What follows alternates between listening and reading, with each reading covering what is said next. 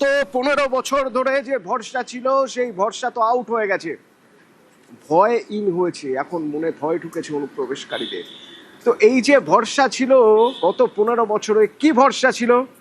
আরামসে যেমন মর্জি বর্ডার পার করা যায়, এপারে এসে কার্ড পাওয়া যায়, সব কার্ড, মনের সুখে থাকা যায়, ভারতে ভোটও দেওয়া যায়। ভালো করে ভাবুন কি কি ভরসা ছিল। ভরসা ছিল যেমন খুশি বর্ডার পার করে এপাশে চলে আসা যায়, সব কার্ড পাওয়া যায়, মনের সুখে থাকা যায়, আবার ভারতে ভোটও দেওয়া যায়। কিন্তু এই ভরসা জোগাতো কে? কারা?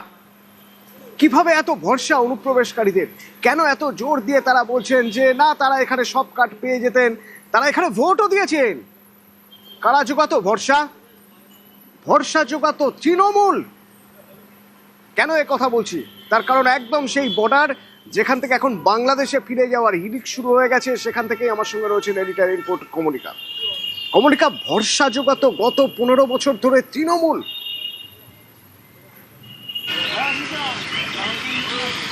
দেখো, এটা একেবারেই স্পষ্ট, কারণ যাদের সঙ্গে আমাদের কথা হয়েছে তারা বেশিরভাগই এই বক্তব্য তারা দিয়েছে, এবং সেটা খুব অবাক করা হলেও এটা এদের কাছে খুবই নর্মাল। এদের বক্তব্য হচ্ছে যে এরা এখানে বিভিন্ন দালালের মারফতে এখানে আসতো, সেখানে তারা থাকতো।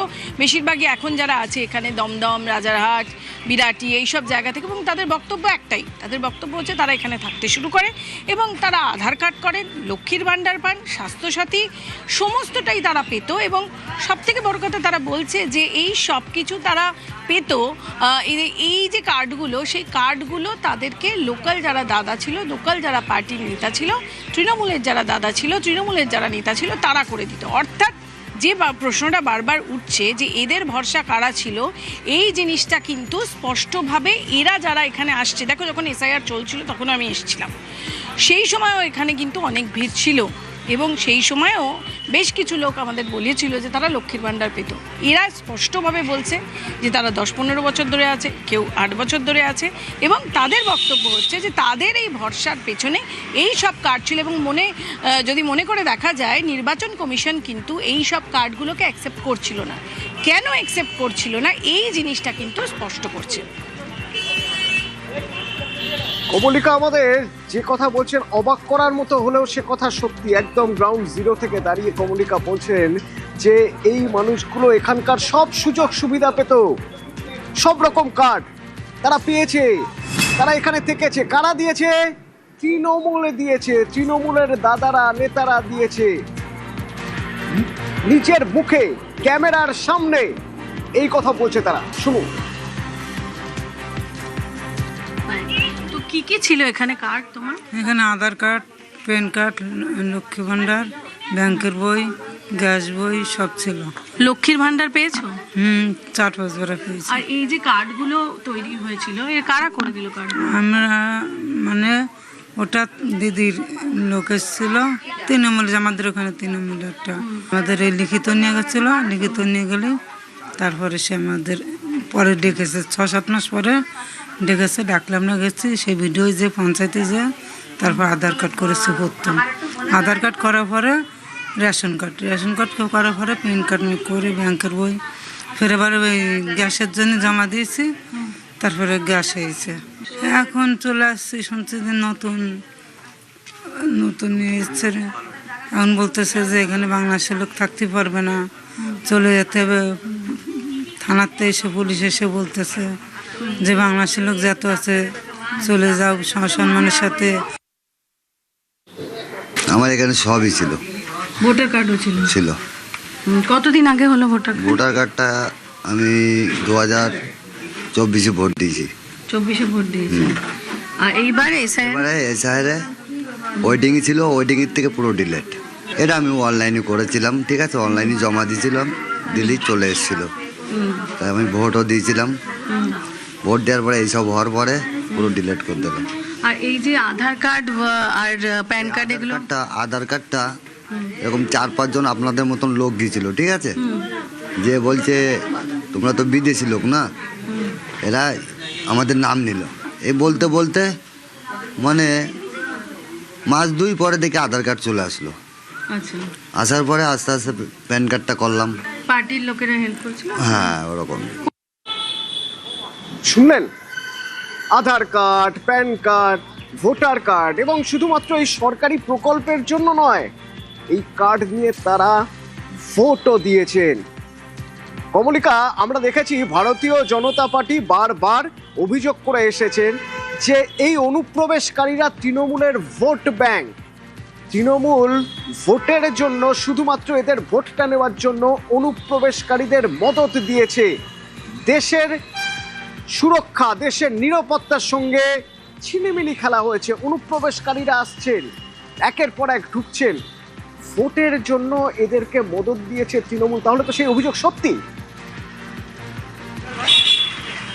সেটাই একদম। এখানকার লোক যারা এসছে, এই অনুপ্রবেশকারীরা যারা এখানে এখন এসছে ফেরত যাওয়ার জন্য, তাদের প্রত্যেকের সঙ্গে আমরা কথা বলছিলাম এবং সেখানে তারা স্পষ্ট বলছে যে তাদের এই সমস্ত কার্ড লোকাল দাদারা তৈরি করে দিত এবং তার পাশাপাশি এটাও বলছে যে যখন তারা এইসব কার্ড তৈরি করে দিত, তাহলে তার বদলে, অর্থাৎ সে যেভাবে তাদেরকে ভরসা ছিল, যেভাবে তাদেরকে হেল্প করে ভোটার কার্ড তৈরি করে দিত, আধার কার্ড তৈরি, তাহলে তো যারা তৈরি করে দিচ্ছে তাদের ফেরত কিছু দিতেই হয়। তাহলে ফেরত তারা কি দিল?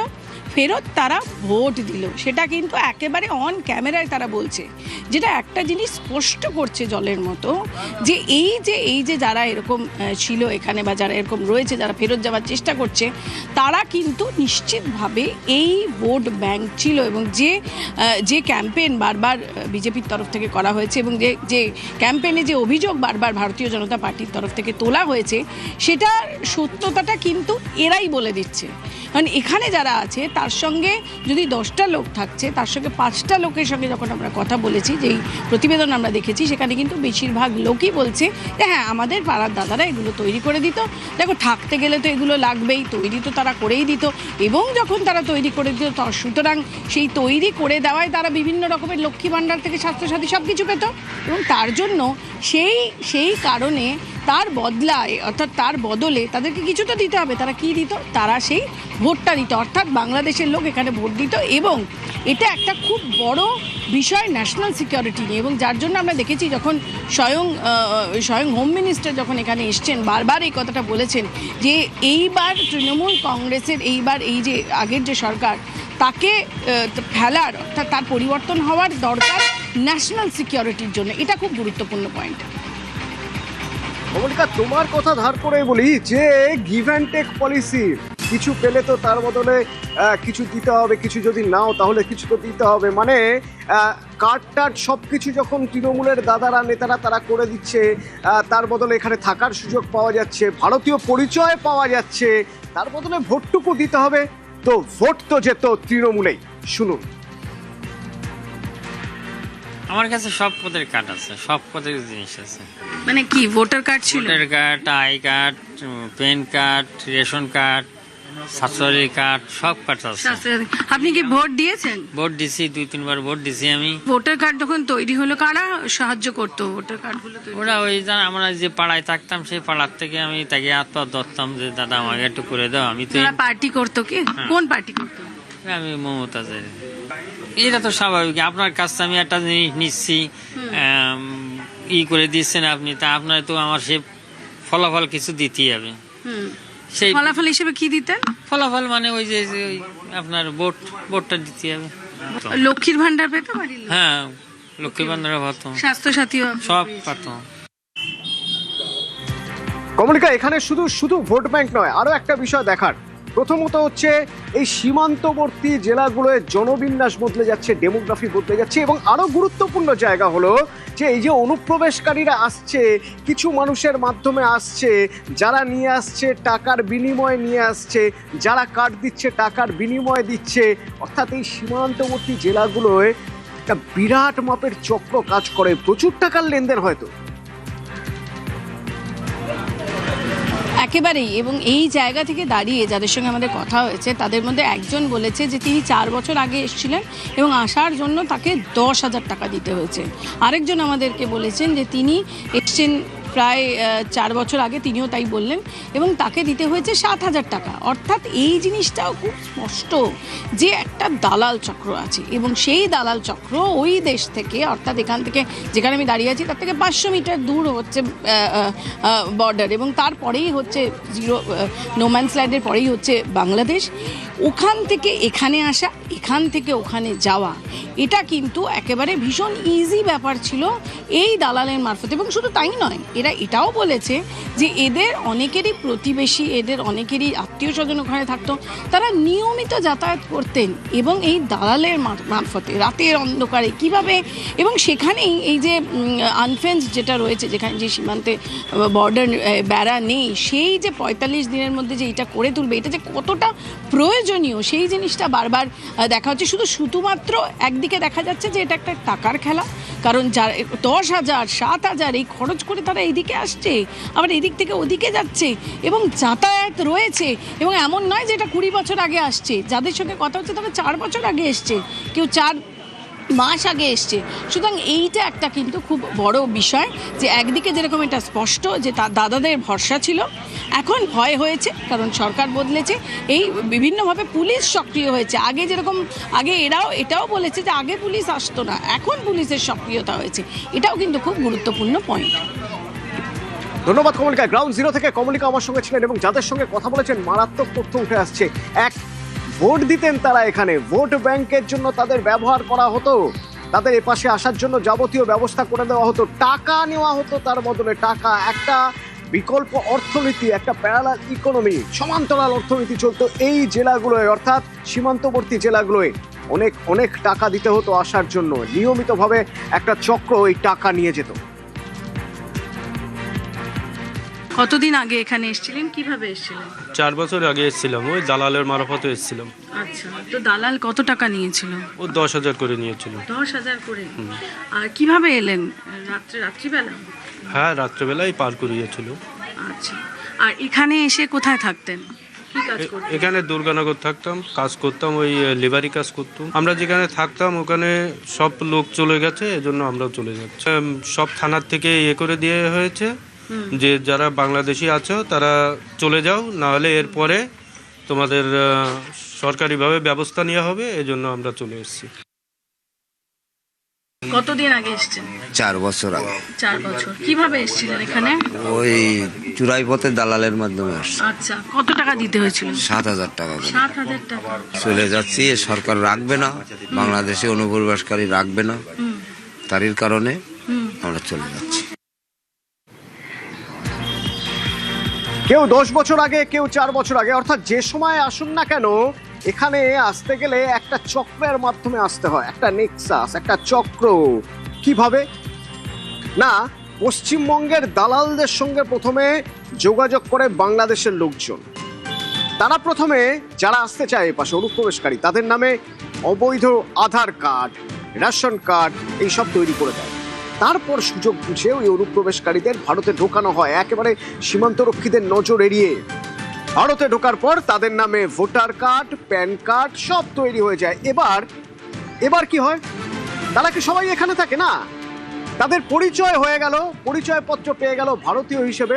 এবার তাদের মধ্যে অনেকেই চলে যায় কেরালা, হায়দ্রাবাদ, দিল্লি, নয়ডা, বিভিন্ন জায়গায় ছড়িয়ে পড়ে, সেখানে তারা কাজ করে নিয়মিত। আবার কেউ কেউ এই যে পাসপোর্ট হয়ে যাচ্ছে, তার ফলে ওমান বা কাতারের মতো দেশে কাজ করতে যায়।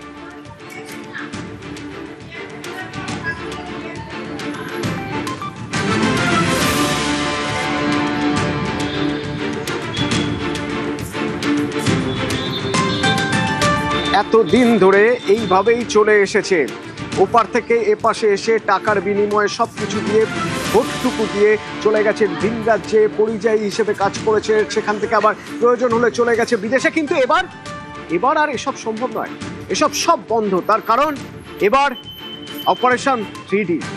কি এই 3D? 3টে ডি। প্রথমে ডিটেক্ট করা হবে, শনাক্তকরণের পর যাতে কোনো রকম প্রকল্প না পায়, যাতে তাদের কোনো রকম কার্ড বৈধ হিসেবে গ্রহণ না করা হয়, তার জন্য নাম ডিলিট করা হবে। তারপর ডিপোর্ট, অর্থাৎ পাঠিয়ে দেওয়া হবে যেখান থেকে এসেছে ঠিক সেখানে, এই দেশের বাইরে পাঠিয়ে দেওয়া হবে। 3D detect delete deport.